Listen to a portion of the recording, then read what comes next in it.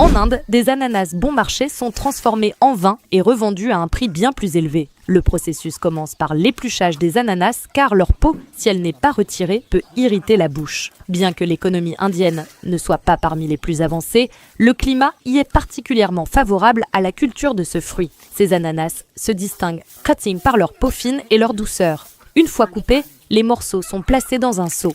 On y ajoute ensuite une bonne quantité de sucre brun et une pincée de levure blanche. Le sucre brun joue un rôle essentiel.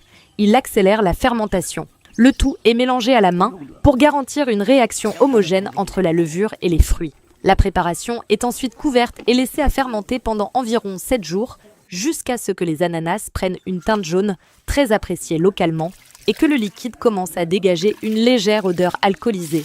À ce stade, le mélange est filtré à l'aide d'un tissu pour séparer le jus. Ce jus fermenté se distingue nettement du jus d'ananas frais.